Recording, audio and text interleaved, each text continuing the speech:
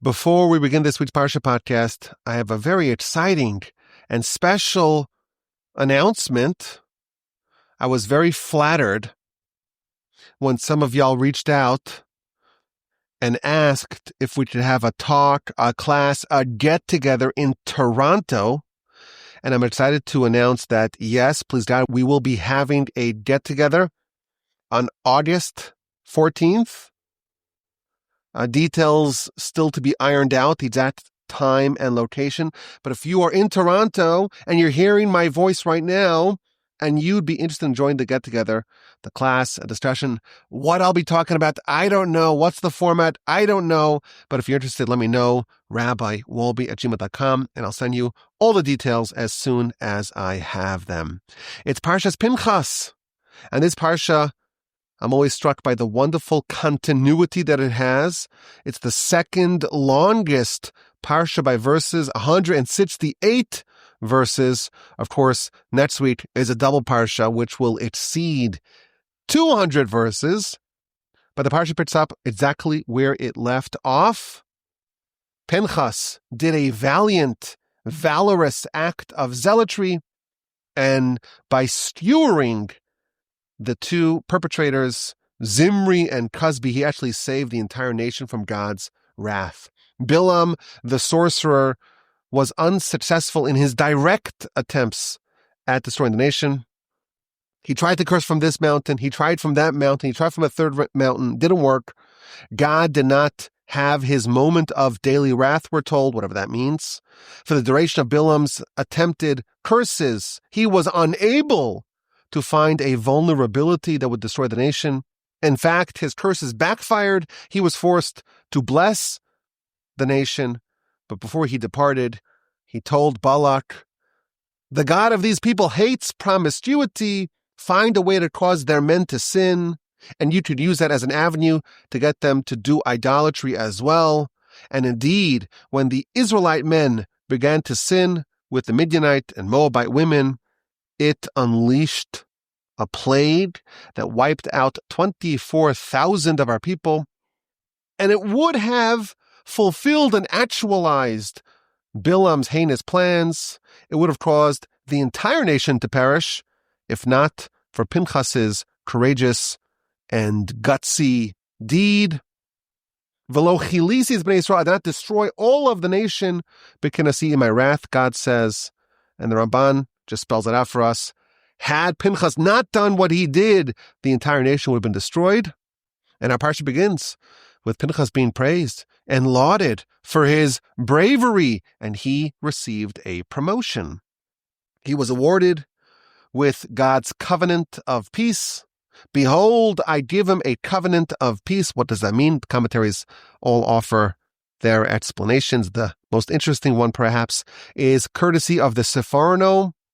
He has a covenant of peace from the angel of death. It's not peaceful to have an encounter with the angel of death, I gather. Pinchas has a covenant of peace. He is impervious to the angel of death. Our sages tell us Pinchas is another name for Elijah, and Elijah didn't die. He is still alive. He still has this covenant of peace from the angel of death.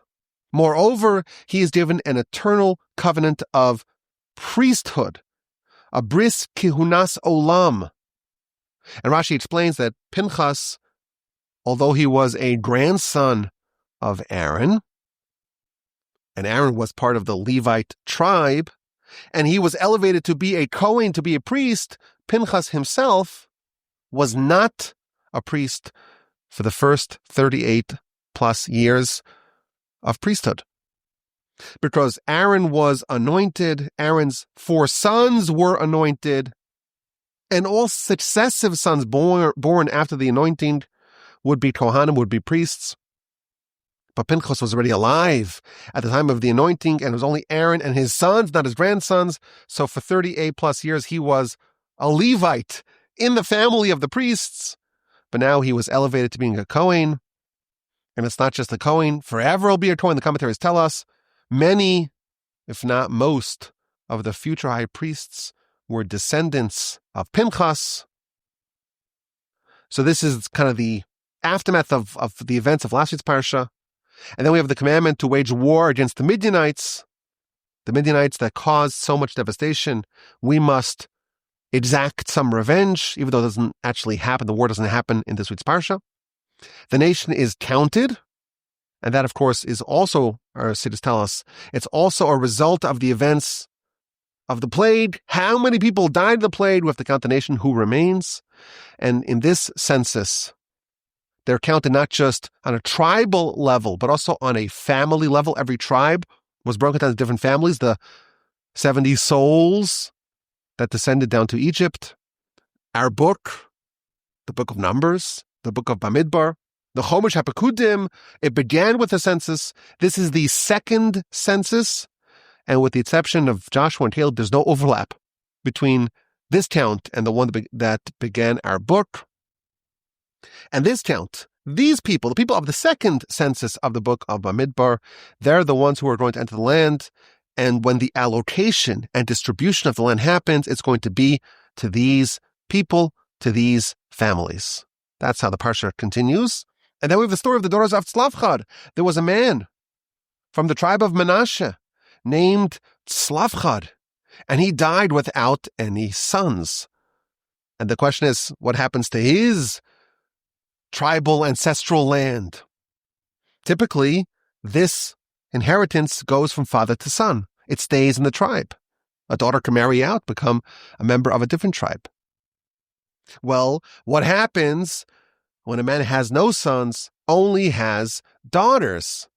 And the daughters, the 5 righteous daughters of Tzlavchad, come to Moshe, and they make their case, and Moshe consults with God, and indeed, their request is granted. In the event that a man has no sons, well then his inheritance, his ancestral portion, goes to his daughters. Now, with all this talk about crossing over the Jordan, entering the land, distributing the land to the nation, Moshe's own destiny to perish before the crossing of the Jordan is reaffirmed.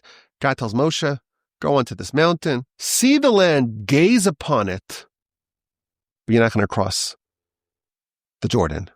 And he recounts the events of Parshas Chukas. You struck the rock at the sin of Mei Meriva, the waters of strife.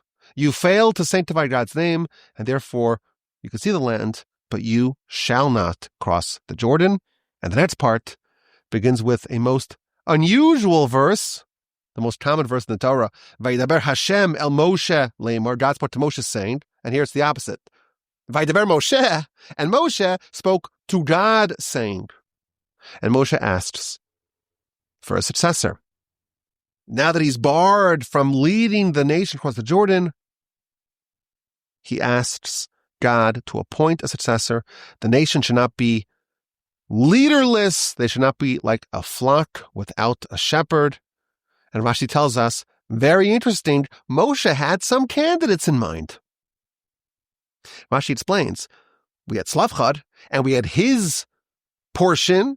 He wasn't able to experience the fruits of the portion. It was given to his descendants. Moshe said, well, I have my portion. I'm the leader of the nation. I want my portion to go to my sons. Moshe had some candidates in mind. He wanted his sons, Rashi tells us, to succeed him. And God says, that's not my plan. Go crown Joshua, your disciple. He will be your successor. Place your hands upon him, coronate him as your heir. Infuse within him the spirit to be your successor. And the Parsha ends with the festivals, and specifically with the sacrifices of each festival. And Rashi again explains the continuity. The whole nation's worried about what's going to be with them. And God says, well, don't forget about God. Don't get so obsessed with your land, your portion, and your assets. Remember God. Remember the festivals, which are days that we're supposed to focus entirely on God. And of course, the sacrifice that we bring in his house. In this week's Parsha podcast, I want to focus on Moshe's pursuit of a successor. A nation must have a leader. A community, a congregation, a movement must have a leader, must have a living leader. But what if The leader is a legend, and they're irreplaceable. Nevertheless, they must be replaced after they pass. The Talmud tells us we had leaders like Shmuel, Samuel, who on some level was equivalent to Moshe and Aaron. And then we have Jephthah, a very good person, a wonderful, delightful person, a competent person, but he ain't no Samuel. It doesn't matter. Jephthah Bedorah, in his generation, he's the leader. There has to be a living leader in every generation. And even Moshe, the greatest leader of them all, he too must be replaced. And once Moshe knew for sure that he would not enter the land, he would pass before the conquest, he asks God for a replacement, for a successor. And this is one of the most important jobs, in fact, of a great leader. Make a plan for the day after. Leave the flock in the hands of a worthy shepherd. Ensure that there's continuity, that there's stability after your passing. This is not easy to do. It's painful. You have to think about your own demise. No one likes to do that. But a great leader who has the concern of the well-being of their constituents front and center, they must plan for the day after. And there's a bit of a subtle point here, a very powerful point. It's not just a responsibility that you have. Part of your leadership responsibility is, in fact, to secure a successor and a succession plan. A few weeks ago, we read about the death of Aaron, Parsha Chukas. In chapter 20, verse 23 through 26, it tells us, God tells Moshe and Aaron, go up to Mount Hor, and Aaron will be gathered to his people, i.e., he'll die. And God instructs Moshe, take Aaron and his son Elazar. And once you get up to the top of the mountain, to the cave, you must divest Aaron of his garments. And you must take those garments and place them upon his son and successor, Elazar. And there he will die. So Rashi explains, who mentioned garments? Put on garments upon Aaron and climb up the mountain. This was a sight to behold. Aaron, Moshe, Aaron's son Elazar, these three men are ascending the mountain, but Aaron is dressed in his work clothing as the high priest. And once you're there, divest Aaron of his garments, disrobe him, place them upon his son, and he should see that, and then Aaron will pass. And when Moshe comes down, he's with the next high priest, Elazar, who's now dressed as Aaron was. Now, there's a bit of a technical problem that the Maharal points out. These garments are work garments. These 8 special vestments of the high priest are not just to be worn at the ball game. It's worn when you're doing service. It's not worn when you're not doing service. So why is Aaron wearing it up the mountain, into the cave, disrobing it and giving it to Elazar? And the answer, quite powerful. Part of your job as the high priest, part of your role as the high priest, is handing over the baton to your successor. It's absolutely paramount to have a succession plan, to hang up your cleats, and to make sure that there's a transfer of power. And therefore, when Aaron is engaged in this act of the transfer of power, he does it bedecked in the vestments of the high priest. This is an act of high priesthood. So Moshe wants a successor. And he asks God to appoint one. And Rashi tells us Moshe had some ideas. I have a candidate in mind, or 2 candidates. He wanted his sons to inherit his position. But God says, no, that's not my plan. Joshua, he's more deserving. Why? Because Joshua never departed from the tent. He never left your side. He's the consummate student. He's always by your side. He's more worthy of succeeding you. Now, Rashi is not making this up. He's actually paraphrasing the Midrash. And the Midrash gives some more detail, some more color to this exchange. Who's going to be Moshe's successor? So, Midrash tells us, this is from the Midrash Tanchuma in Parshas Pinchas, our Parsha 11:1. The Midrash explains. The Torah is talking about inheritance. Slavchad, what's going to be with his inheritance? Well, it's going to go to his daughters. So Moshe says, well, it's time for me to take care of my inheritance. And I own something. I have a role. I'm the king. I have a certain distinction amongst the nation. I have a prestigious position amongst the nation. And I want that to go to my sons. And God said, no.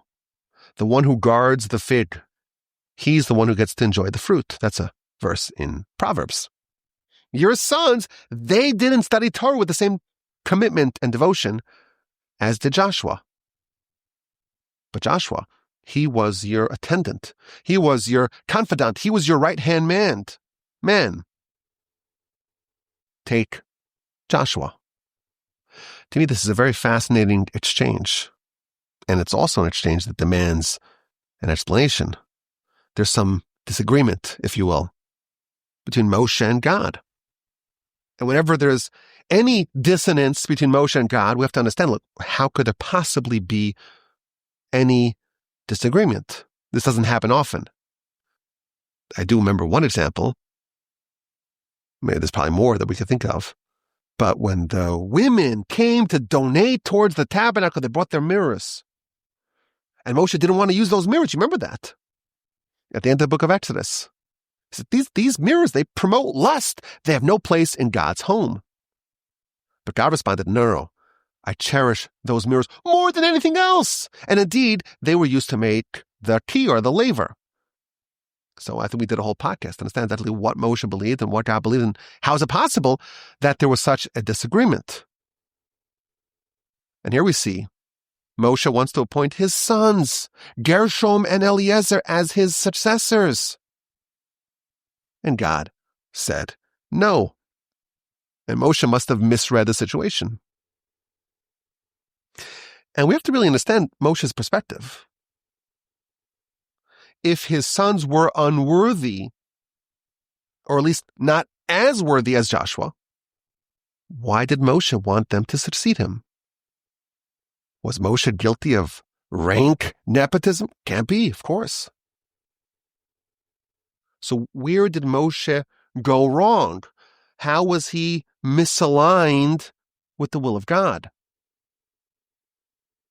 Why indeed did Moshe argue that his sons, Gershom and Eliezer, should succeed him?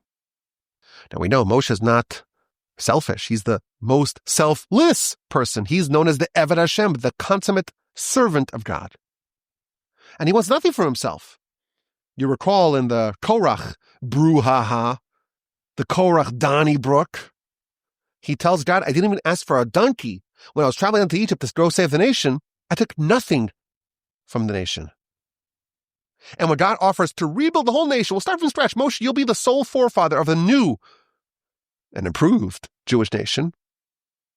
Moshe says, I'm not interested. Erase me from your book. Moshe is completely selfless, and he's totally committed to the nation. And here it seems like he wants his sons to take over for him. I think we have to agree that if Moshe is advocating for his sons to succeed him, he must have believed that his sons were the worthiest candidates, and they would serve the nation best. He must have believed that they were worthier than Joshua. Otherwise, he would have favored Joshua.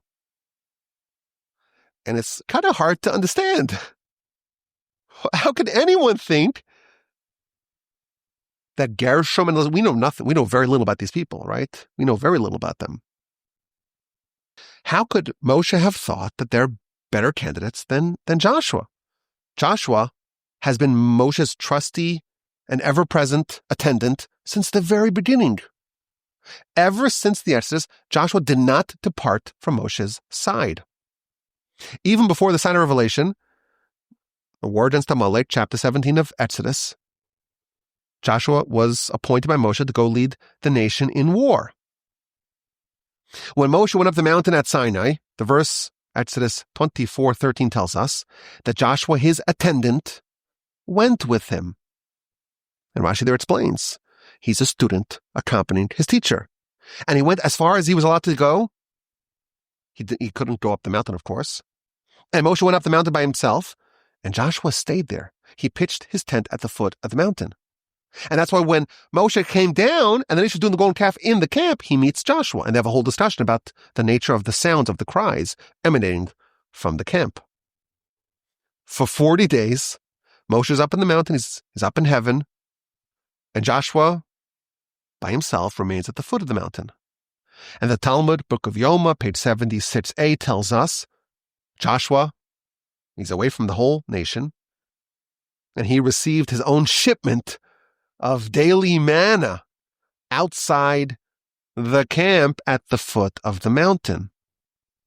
Why doesn't Joshua go back to the camp and wait for Moshe there? This shows us Joshua's commitment to be a student of Moshe. Joshua was not willing to forfeit a single second of time with Moshe. He wanted to be there right away. So when Moshe decided he can accompany him back to the camp, and if there's a few moments that Joshua can spend under Moshe's tutelage, he wasn't willing to forfeit it.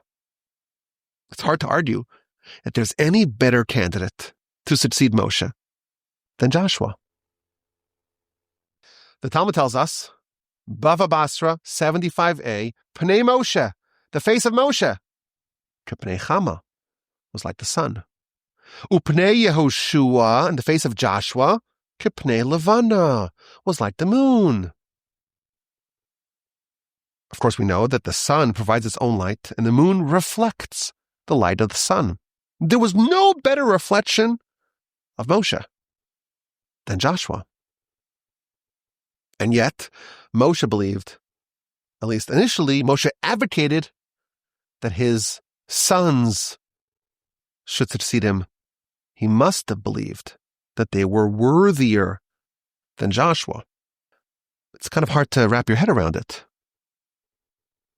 because we've seen many times already indications that Joshua is destined to be Moshe's successor.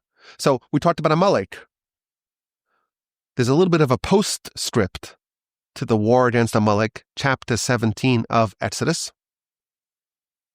The verse tells us, in verse 14, God said to Moshe, Sov zos b'sefer, write this in a book. V'sim be'oznei Yoshua, and place it in the ears of Joshua. And Rashi tells us, what does it mean? Write it in a book and tell Joshua. What's this idea of a message that should be enshrined and codified and canonized in a book, but also conveyed verbally, orally to Joshua? Rashi explains, Joshua, he's the leader.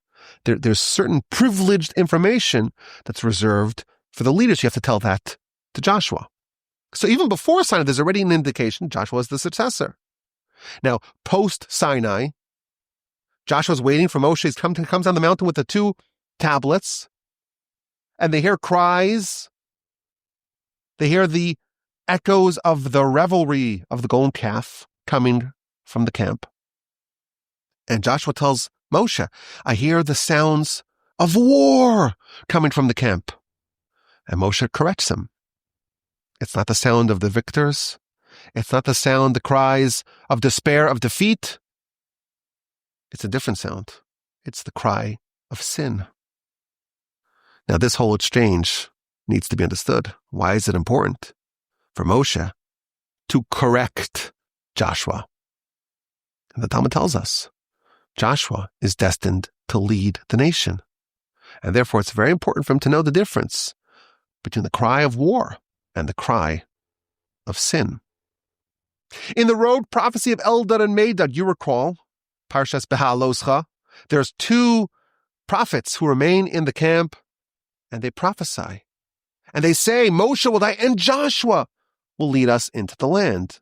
It seems like the writing has been on the wall for some time already that Joshua will lead the nation. And it's hard to imagine that Moshe did not know this. But nevertheless, when it comes to selecting a successor, Moshe said, I think I know who it should be. My sons. They are worthier than Joshua. This needs to be understood. How do we explain Moshe's stated preference, Moshe's initial preference, that his sons should succeed him and that they are better candidates than Joshua? Over the years, I've heard some different ideas to this question.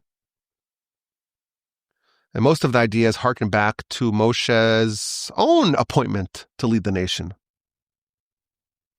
You recall Exodus chapters 3 and 4. Moshe is at the burning bush. He's working as a shepherd for his father-in-law Jethro. And God says, well, you got to go to Egypt, go save the nation. And Moshe spends a whole week objecting to God's plan. Well, they won't believe me. What name of God should I say sent me? I have a heavy tongue. I have heavy lips. Send Aaron instead. Moshe is very reluctant to accept upon himself the mantle of leadership. And his last argument, Exodus 4:13, Shlach nabi tishlach, send someone else. Rashi says that's a reference to Aaron. Send Aaron. There's an amazing Ramban. Shlach nabi tishlach, send someone else. It doesn't matter who. This is the words of the Ramban. I'll read you the Ramban. You won't believe it. Ki ein adam ba'olam. There's no person in the entire world who is not worthier than me. When Moshe says, send someone else, he means anyone. Pick anyone out of the crowd. Pick anyone. Go to the street. Grab any person off the street. They're a better candidate than me. Moshe did not believe that there was a single person in the world who was less qualified than him. This is a portrait of Moshe's humility, the humblest of men. He believed. He wasn't just saying it. This is not hyperbole. There's no hyperbole in the Torah. He believed that he was the least qualified of any candidate in the entire world. That was 40 years ago. Now it's 40 years hence. How does Moshe view himself? He's had 40 years of sterling leadership. Think about his accomplishments. Think about his CV. It's a pretty robust resume. Orchestrated Exodus, 10 plagues, splitting of the sea, war against Amalek, sign of Revelation, 10 commandments, overpowering the angels, negotiating with God to save the nation, destroying Sichon and Og. It's a pretty robust history. How does Moshe view his own leadership now 40 years into it? Did he change his mind about his own suitability for leadership? Did he now perhaps view himself as being worthy? I think the answer is no. He remained the humblest of men.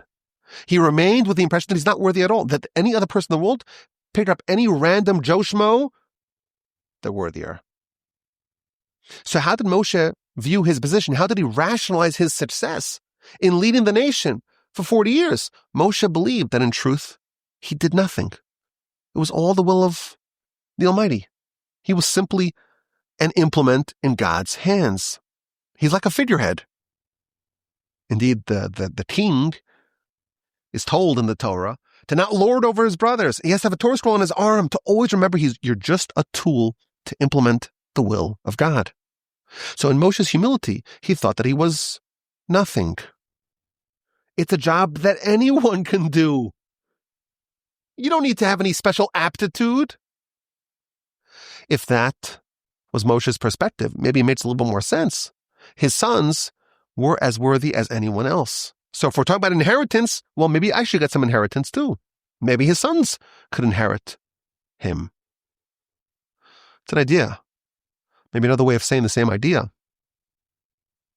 Maybe Moshe believed that his sons were unworthy, or not as worthy. But maybe they could grow into the position. Maybe once they're appointed, the appointment itself would bestow upon them the capacities to fulfill it. These are some of the ideas that I heard in the past, but I want to suggest a new idea. Moshe was the epitome of an outsider when he rose to the helm of the Jewish people. Yes, by birth, he's a grandson of Levi from his mother's side, great-grandson from his father's side. But in reality, he had little time to spend with his family. He was adopted by Pharaoh's daughter at 3 months, a tiny baby. As soon as he comes of age, he's banished to Midian. And he lives there for 60 plus years. And when he's in Midian, he's been far away from his people for almost 80 years. He's been separated from his people. That's when he's appointed their leader. You cannot conceive of a more outsider than Moshe when he was appointed the nation's leader. So why was he chosen? Why was he actually chosen? Think about it. We read the story. We have to ask the question. Moshe at the burning bush, and he's chosen. And we get so caught up in the details, we have to zoom out. Why was Moshe? He's so far, he's such a distant person from his brethren, and he's their leader? He didn't live amongst the people. He didn't experience what they went through. He wasn't a slave like they were. He was a Levi, which none of the Levites ever did any enslavement. But he never even lived amongst, for a very short time, he lived amongst his people. The rest of the time, he was living in the lap of luxury in Pharaoh's palace. This is like a political candidate in the height of political expediency who moved to the district 3 months before the election. You're not one of us. Why is Moshe appointed? Why was he the right person to lead us out of Egypt? It seems abundantly clear to me that Moshe's status as an outsider was actually an asset in his leadership suitability. Some problems cannot be solved by insiders, by people who are in the mess, who are entangled in it. Some problems can only be solved by outsiders. To lead the Jewish people out of Egypt, you needed fresh eyes. You need someone from a different background, from a different perspective.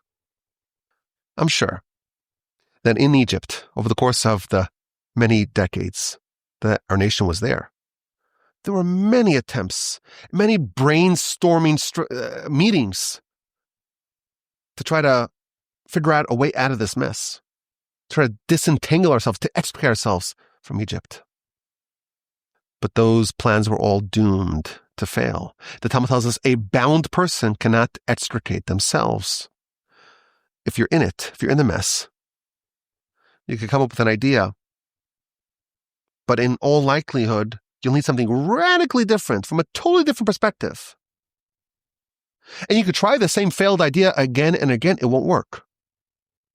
Moshe, the total outsider, he was the right person. And I think, and really the Ibn Ezra says this in Parshas Shemos, the Jewish nation had lost their way. They truly were descendants of Abraham, Isaac, and Jacob. They were all princes and princesses, but they've forgotten who they truly were.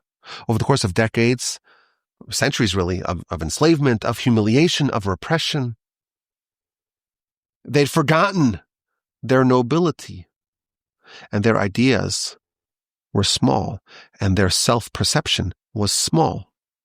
And anyone that had grown up in that morass, all the insiders could not do the job. Now, God positioned Moshe to lead the nation. And that's why he has this very unusual upbringing. He grows up in the palace as a prince. He was never allowed to absorb the attitude of a depressed slave. And even before Moshe gets to Egypt, at the burning bush, God shows him the glorious potential of the nation. At the burning bush, God tells him, they're going to serve me on this mountain. They will become a kingdom of priests and a holy nation. There was no one within the nation, no insiders, who could have embodied the spirit of that kingdom of priests, of that holy nation, in the way that Moshe could. So Moshe learned who's the best sort of leader, someone who's an outsider, someone who comes from a very different place. And now it's time to appoint a successor for Moshe. And Moshe thinks that his sons would fit the bill. Think about them. Gershom and Eliezer. They were born in Midian. They were raised in Midian.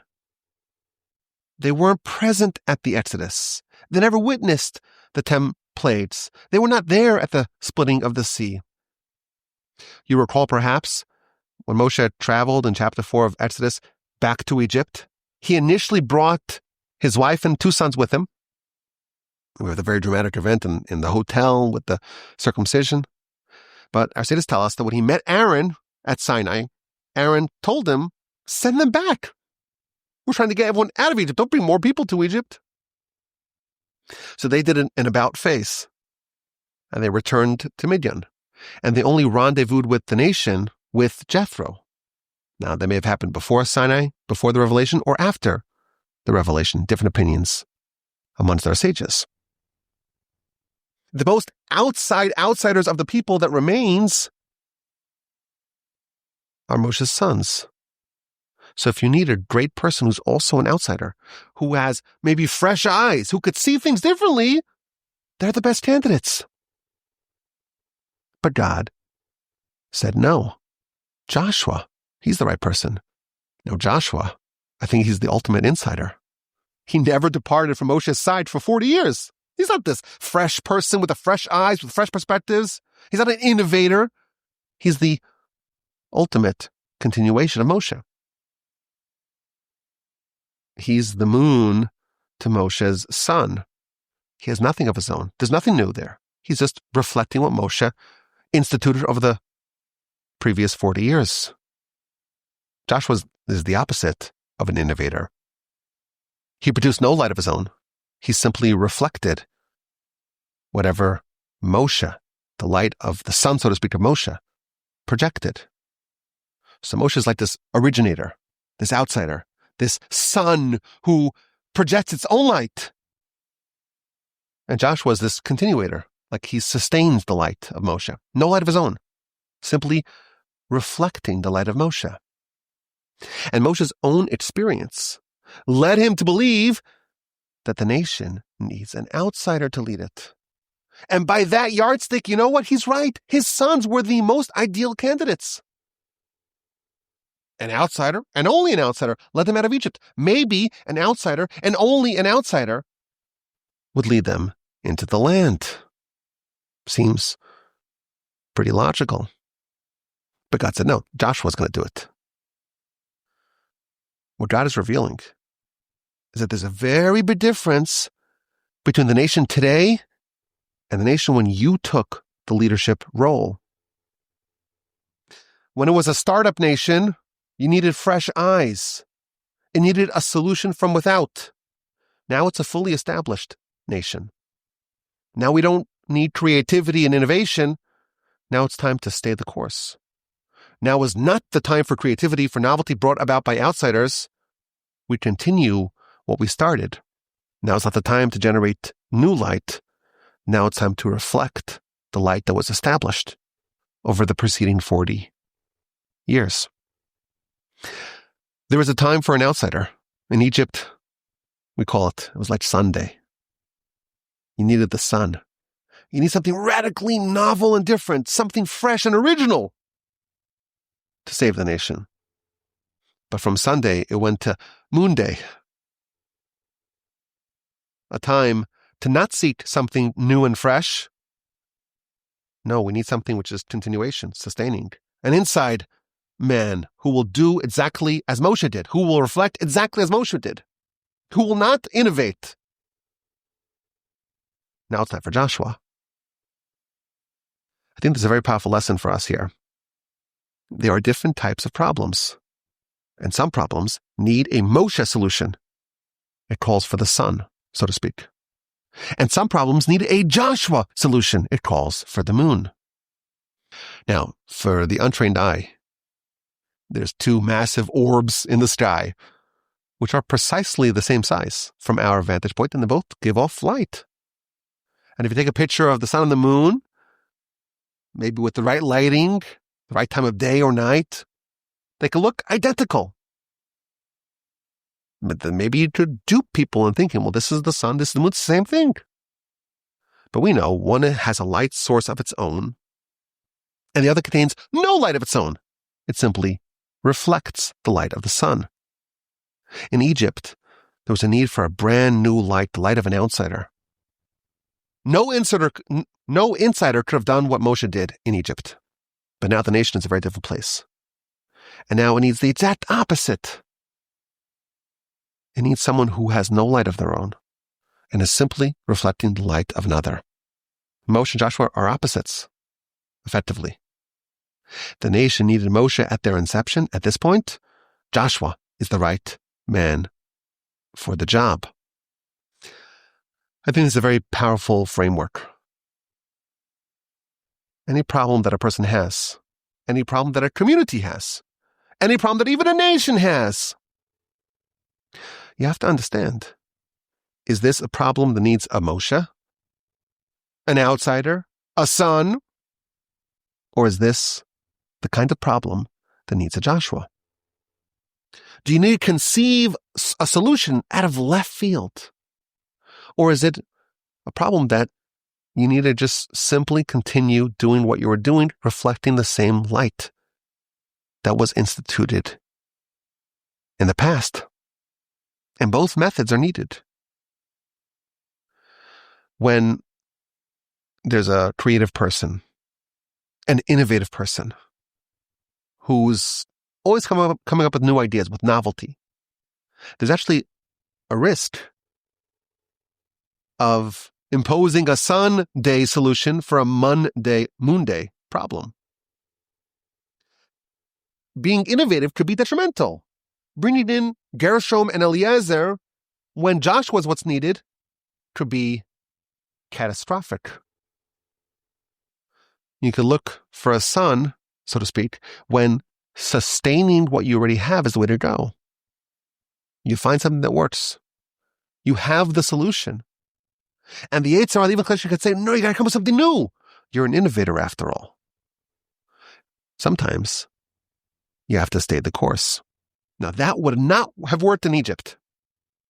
In Egypt, you have to go and find something totally new that was never seen before, that was never even heard of before, that was forgotten. Moshe was long forgotten by the Israelites in Egypt. Now, sometimes, maybe all the time, when there's something which is so new and so radical and so untested and unprecedented, something like that's proposed, there's an instinct to reject them. This is not the way we've done it till now. Why are you coming up with something new? And if you think about it, a lot of the major points of inflection in our people's history were impacted by very novel solutions.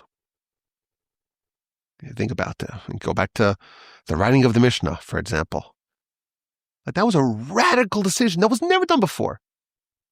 Totally out of left field. Save the nation. We could look at many other points of literature that happened. The writing of the Talmud, the codification of halacha, the Shulchan Aruch, the publication of the Zohar.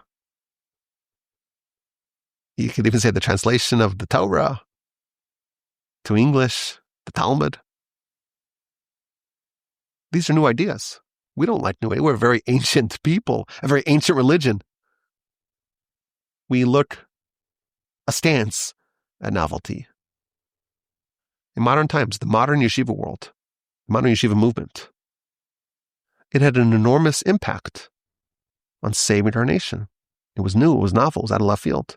Chassidus, the Hasidic movement, It's hard to argue that this movement made an enormous impact in preserving and perpetuating our people. And it faced such fierce criticism. Why? It's new, it's novel, it's out of left field. We haven't heard of it. It's unprecedented. The Musar movement, maybe the best example. The Beis Yaakov movement. Now, if you don't know what that is, about 100 years ago, there was no formal Jewish education typically given to women, to young women. And this one woman, no one ever heard of her, she decides to open up a school. Beis Yaakov, Beth Jacob. Why? Because God says, you speak to the house of Jacob. That's a reference to the women. And these women, what we were supposed to, you're supposed to stay in your socks and make food. You're supposed to get some education, learning how to read. What? Learning Torah? That was radical. And when this woman started this movement, they came to the Chafetz Chaim, the greatest Jew of his era. And they said to him, we're collecting signatories to condemn this terrible innovation. And the Chafetz Chaim heard all the details of the plan. He said, I'm going to write a letter, but not in condemnation, a letter of support. Indeed, it's hard to argue today. No one argues this today. This movement saved the Jewish people.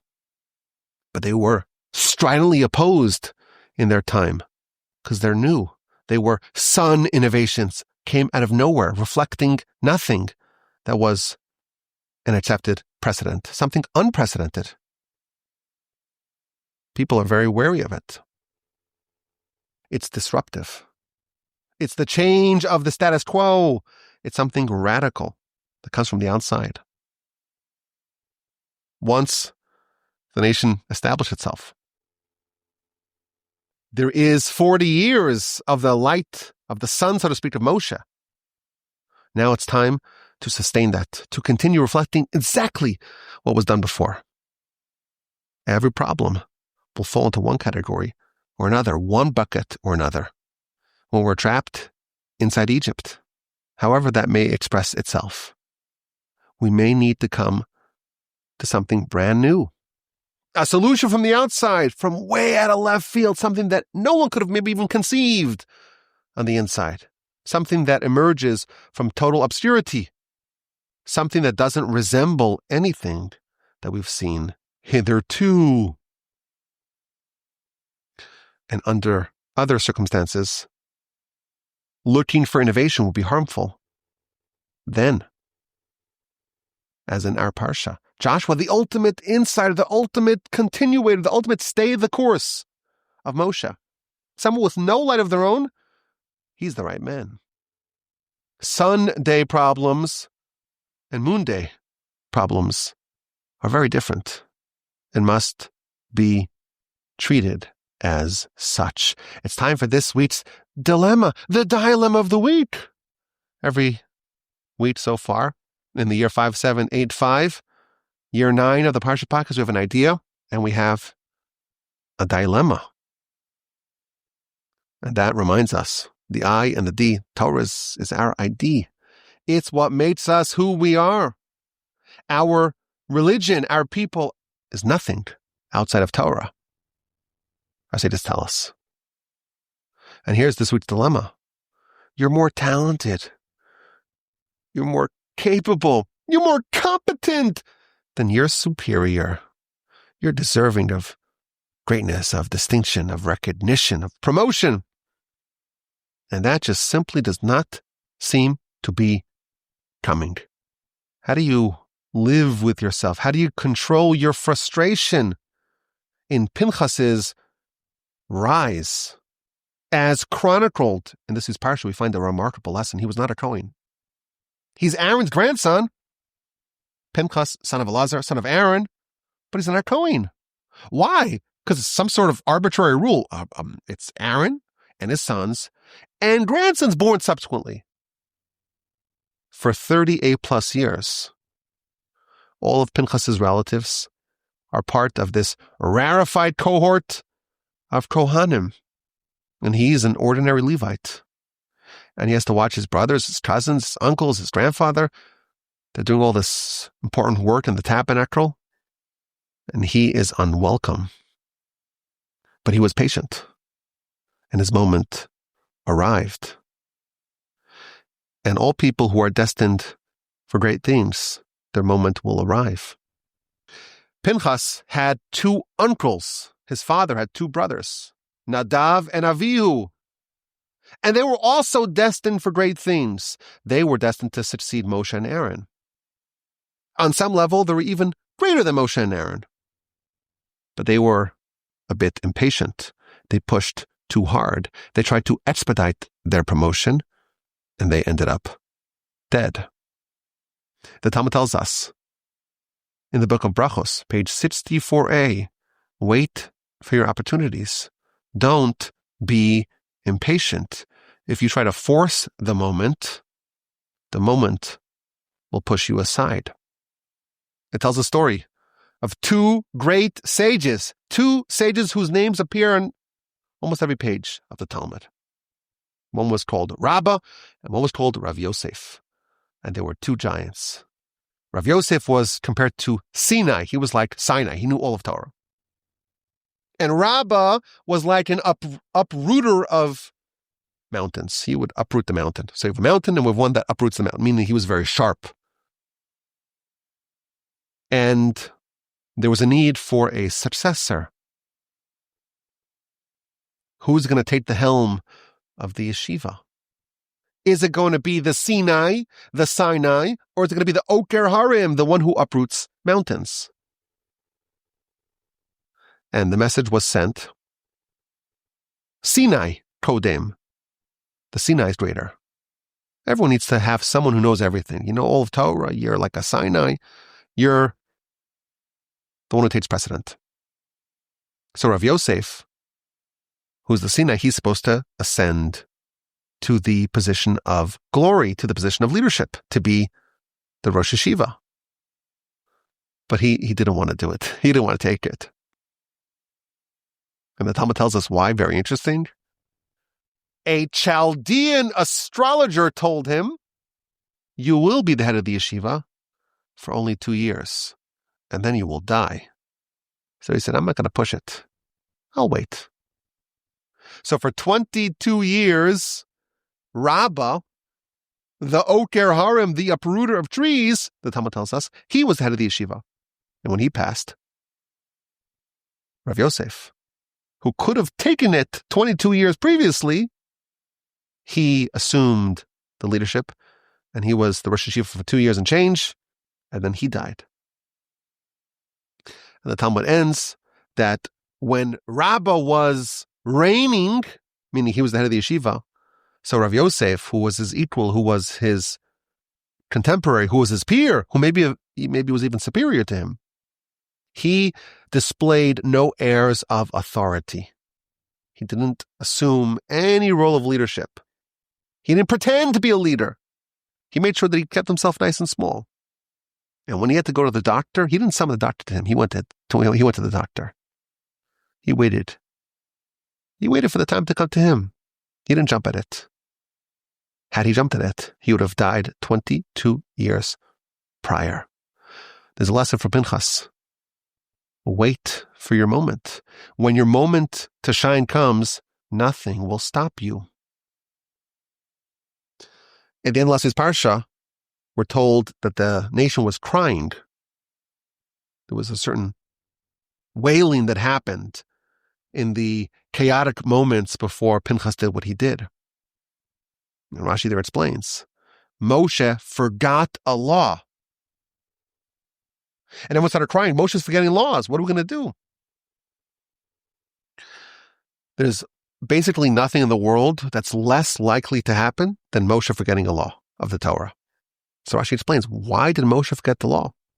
He forgot the law in order to facilitate Pinchas receiving what he was due. Pinchas was destined to be a Kohen. He was destined to be not just any Kohen, the Kohen of all Kohens, the one who has the Bris Kehunas Olam, the eternal covenant of the Kohen of the priesthood. He was the father of legions of high priests. According to one calculation, there were 80 high priests in the first temple who were descendants of Pinchas, and 300 in the second temple, all descendants of Pinchas. Good things come to those who wait. I appreciate your time and your attention to this week's Parsha podcast. I'm coming to you from the great, very warm and balmy, I must say, north. I'm in Canada. I'm recording from a library. I have a little pod over here they gave me. People are probably filing by here by the door, and they see me gesticulating wildly into the microphone. I don't care. I don't care. I got the Parsha podcast. It's the most delightful hour of the week. Thank you for listening. Have a wonderful day. Have a superb rest of your week, and a sensational and terrific and magnificent and uplifting and meaningful Shabbos upcoming. And please God, we'll gather together again at the new time, 5 p.m. Central on torchzoom.com. If you're interested in joining us here on the Zoom, you're invited. As always, my address is rabbiwolbe@gmail.com. Send me your questions. Send me your comments. Send me your feedback. Just send me something. I'm bored in Canada. I need your emails. rabbiwolbe@gmail.com.